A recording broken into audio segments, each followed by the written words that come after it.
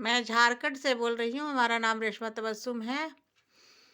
मैं अपने परिवार वाले से कहना चाहती हूँ कि ये इन लोग को फैसिलिटी क्यों दिया जाए। और ये मैनेजर के पास मैं गई थी और इन्होंने कहा कि कोई ऐसा केस नहीं है आपका यहाँ पर, और उन लोग गुमशुदा हो गए हैं क्या, इस तरह से हमसे बातें किए और बोले कि आप वहीं से फ़ोन कर देते हम लोग को तो हम बता देते आपको कि यहाँ कोई ऐसा केस नहीं है। जबकि हम इतना दूर से गए थे, इनको पता था कि हम झारखंड से आए हुए हैं, लेकिन इन्होंने मेरी बात को एक भी नहीं सुने और असमा के संपर्क में थे। समा के संपर्क में थे क्योंकि अभी-अभी जो बातें हो रही है, बोल रही है कि वही तो हम लोग को फैसिलिटी दिलाए हैं, वो मैनेजर है। मेराज तबस्सुम बात कर रही है। तो मैं कहना चाहती हूँ कि जब सुप्रीम कोर्ट का उल्लंघन किया उन लोग, जब आप मेरे परिवार वाले का कोई भी बात नहीं माना, आप लोग इतना बोले कि उसको दे दो, नंबर दे दो, उसको सब जितना डॉक्यूमेंट्स वो दो, है ना?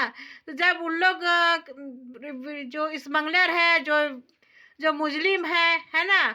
तो उन लोग का बात को ये कैसे मान लिए और ये भी नहीं दिए और प्रशासन भी नहीं दे रहा। तो मैं अपने परिवार वाले से कहना चाहती हूँ, मैं रिक्वेस्ट भी कर रही हूँ, जब हमें कोई नहीं दे रहा है, देने नहीं दिया जा रहा है, इसलिए इन लोग को फैसिलिटी को हटा दिया जाए और फैसिलिटी नहीं देना चाहिए, मिलना चाहिए। और अशरफ गुंडा भी फैसिलिटी में है, चूँकि हम इसलिए जानते हैं कि चालू बिछिया उर्फ निक्खत परवीन आज़ाद माफिया की बहन है। और आज़ाद जो है, पहले जब जेल में खटा था, तो वहाँ से स्मगलिंग करता था वो, मोबाइल से, है ना?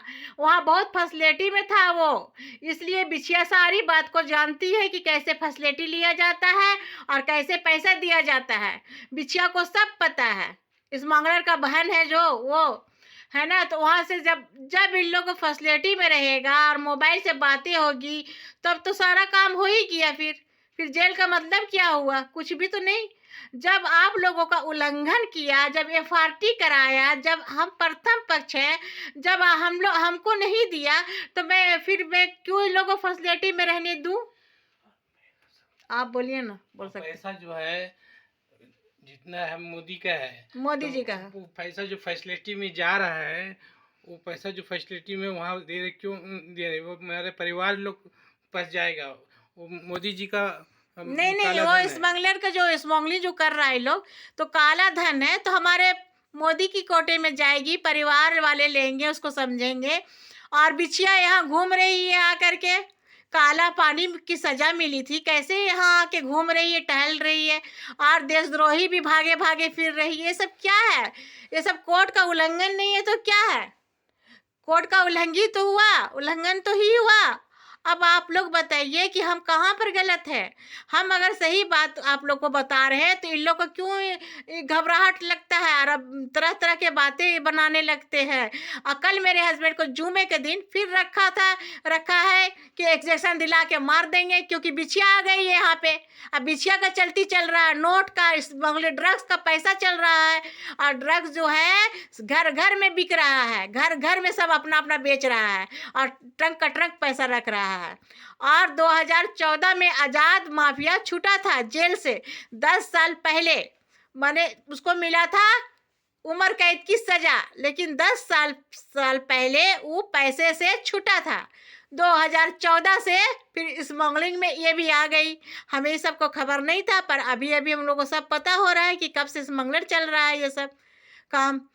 तो मैं कहना चाहती हूँ कि आज़ाद माफिया की जो छोटी बहन यहाँ घूम रही है, स्मगलिंग कर रही है और सबको सिखा रही है करने का।